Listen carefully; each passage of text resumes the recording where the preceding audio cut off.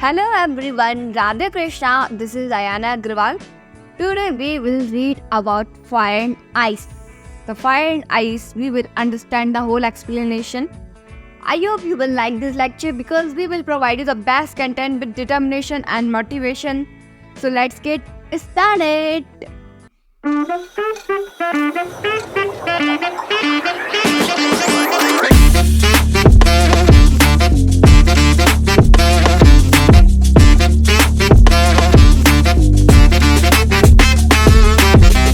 So let's go on the first poet.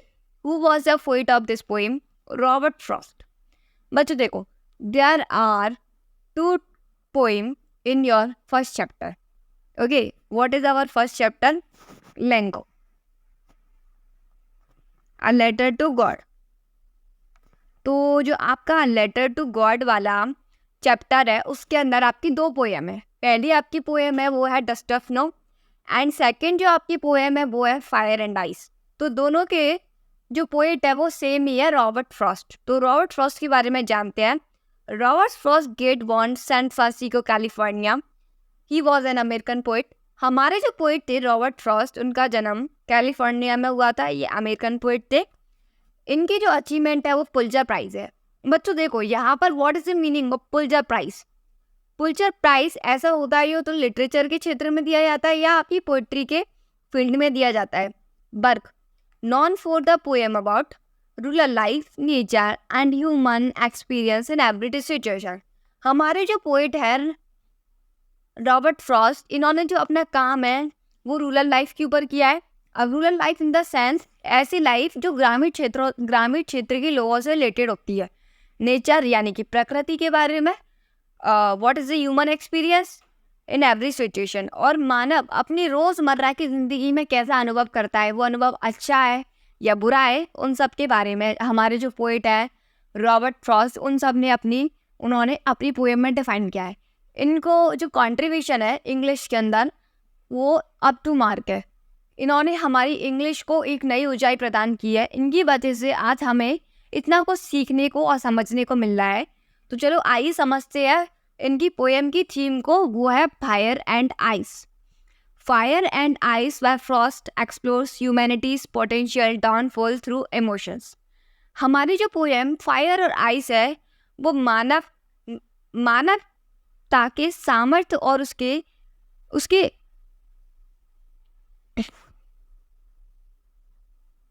प्रयासों के बारे में बताया जा रहा है कि मानव की जो इमोशंस होते हैं ना, उससे हमारी पूरी दुनिया का नाश हो सकता है. नाश, okay, means human emotions can destroy our world. Sorry.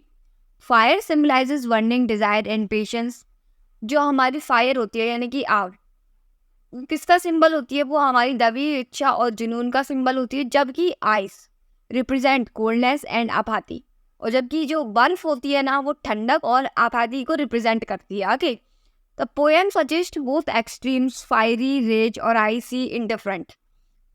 हमारे जो पोएट होते हैं वो दोनों चीज़ों को डिफाइन करते हैं और कहते हैं कि जो दोनों ही है ना वर्ल्ड को डिस्ट्रॉय कर सकती है ईजिली, क्योंकि आपके पास भी इतनी पावर होती है कि वो छोटी सी छोटी चीज़ों को तुरंत ख़त्म कर दे, और आइस होती है वो सब चीज़ों को जमा देती है, सेट कर देती है बिल्कुल. ओके, तो could destroy the world not literally by fire or ice but by the destructive nature of unchecked emotion. मतलब हमारे पोइट ऐसे नहीं कह रहे कि हमारा वर्ल्ड फायर से ख़त्म होगा या आइस से ख़त्म होगा, लेकिन वो ऐसे कह रहा है जो ह्यूमन का नेचर है उससे ज़रूर ख़त्म हो जाएगा. जो ह्यूमन का स्वभाव है वो हमारी प्रकृति का विनाश कर देगा. वो स्वभाव ऐसा गुस्से वाला हो, नफरत वाला हो, स्वार्थी हो, मतलबी हो, ह्यूमन का कैसा भी नेचर होना हमारी दुनिया को ख़त्म कर सकता है. It can call to third world war. Third world war in the sense कि आपका पहला वर्ल्ड वॉर हो गया 1914 में, आपका सेकेंड वर्ल्ड हो गया 1941 में, 1944 में सॉरी, और आपका थर्ड वर्ल्ड वॉर कुछ ही सालों में हो सकता है और आपकी दुनिया का कुछ एग्जिस्टेंस नहीं बचेगा. जितने भी हमारी दुनिया में लोग हैं, जितने भी जानवर है, क्रिएचर है, नेचर है, सबका डिस्ट्रक्टिव हो जाएगा, डिस्ट्रक्शन हो जाएगा. सारी चीज़ें एकदम ख़त्म हो जाएंगी, कुछ भी नहीं बचेगा हमारी दुनिया में अगर हमने अपनी एंगर, अपने जो हैट्रेड नेचर है उसको कंट्रोल नहीं किया. तो चलो आइए समझते हैं इसके पहली स्टेंजा को। Some say the world will end in fire, some say the world will end in ice, from what I have tasted of desire I hold with those who fire. कुछ लोग कहते हैं कि दुनिया का विनाश आग से होगा, लेकिन कुछ लोग कहते हैं कि दुनिया का विनाश बर्फ से होगा।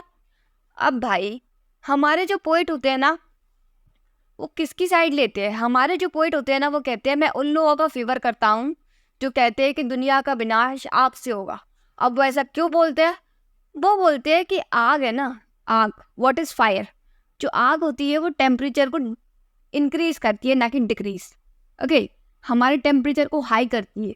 अगर हमारे अर्थ पर जो तापमान है वो 50 डिग्री पहुँचेगा, 60 डिग्री सेल्सियस पहुँचेगा, तो चारों तरफ आग लग जाएगी, और आग लगने से क्या होगा? सब कुछ खत्म हो जाएगा, कुछ भी नहीं बचेगा।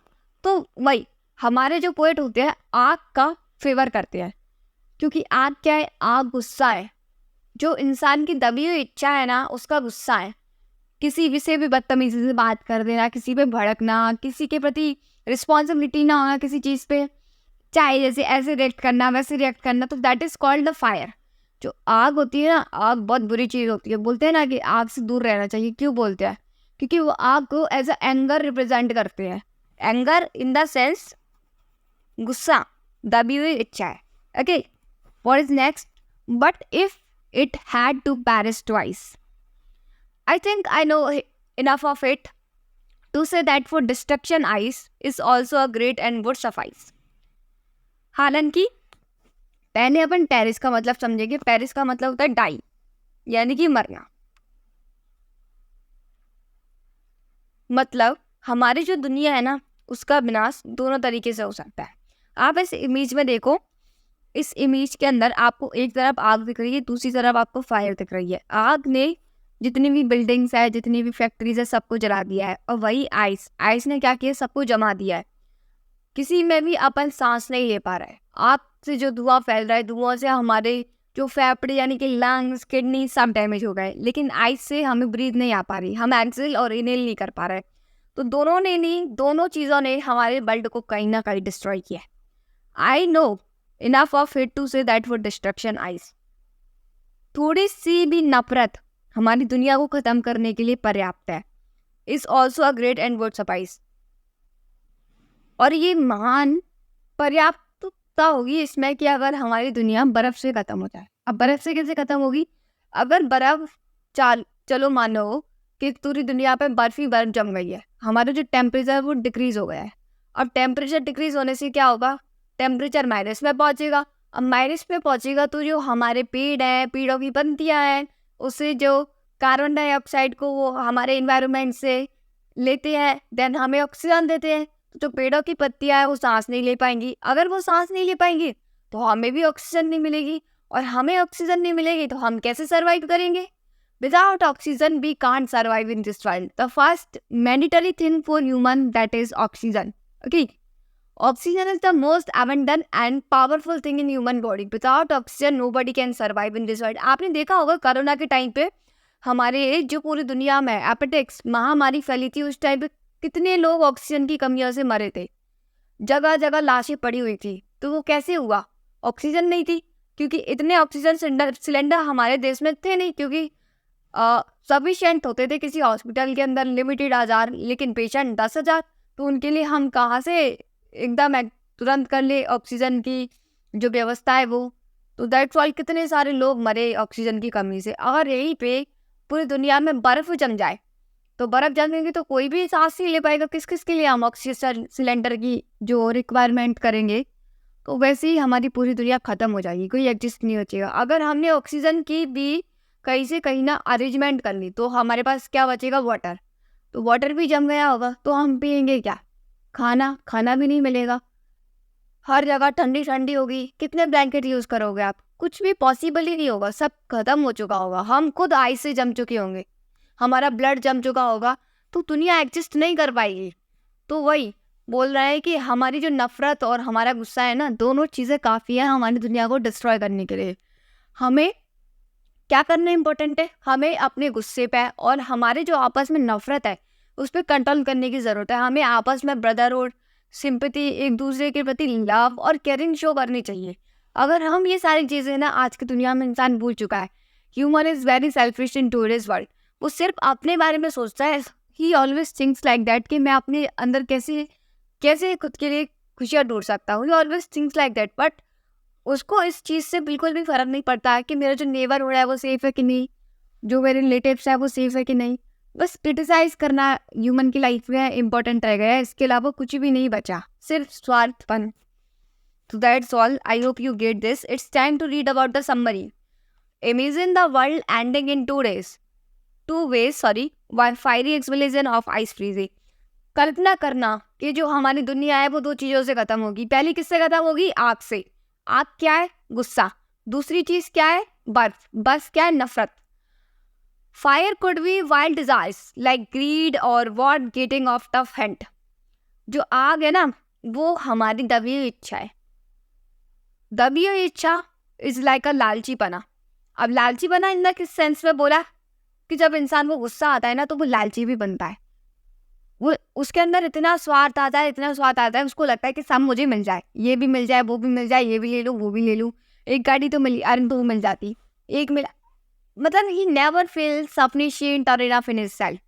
दैट्स व्हाई बोला जाता है कि फायर से दुनिया खत्म होगी। और what about other hand? Ice could be coldness and hate. जो हमारी बर्फ होगी ना, उससे क्या होगा? हमारा जो इन्वायरमेंट है वो ठंडा हो जाएगा, और ठंडा होने से चारों तरफ नफरत क्रिएट हो जाएगी। फ्रीजिंग एवरीवेयर सॉलिड, और पूरी दुनिया ना बर्फ से जम जाएगी।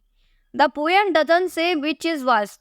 हमारा जो पोएम है, हमारी जो छोटी सी कविता है, वो ये नहीं कहती कि आइस बेकार है या फायर बेकार है। वो तो दोनों को क्रिटिसाइज कर रही है, वो तो दोनों की कमियां बता रही है। अ वर्ल्ड विदाउट लव और वार्म सीम्स इवन ब्लीक। हमारी जो दुनिया है ना, प्यार और सहानुभूति के बिना अधूरी है। A blacker, it's a short poem that makes you think hard about a strong feelings good और कैन डिस्ट्रॉय एवरीथिंग। ये बहुत ज़्यादा स्ट्रॉन्ग फीलिंग है। अंदर से बोलते हैं ना कि हाँ, गट्स आ रहा है कि हमारी दुनिया ना, कितना कठिन है इस चीज़ को सोचना कि हमारी दुनिया फायर और आइस। फायर और आइस यहाँ पर फीलिंग्स को रिप्रेजेंट कर रहा है, वो अच्छी हो चाहे बुरी हो। इंसान की स्ट्रॉन्ग फीलिंग है ना, हमारी दुनिया को ख़त्म कर सकती है।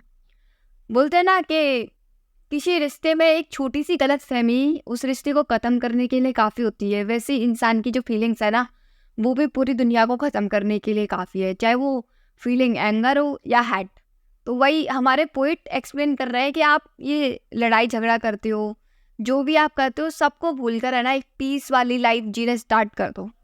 पीसफुल लाइफ जिसमें सिर्फ प्यार हो, आप सब मिलकर रहो, भाइयों की तरह, बहनों की तरह।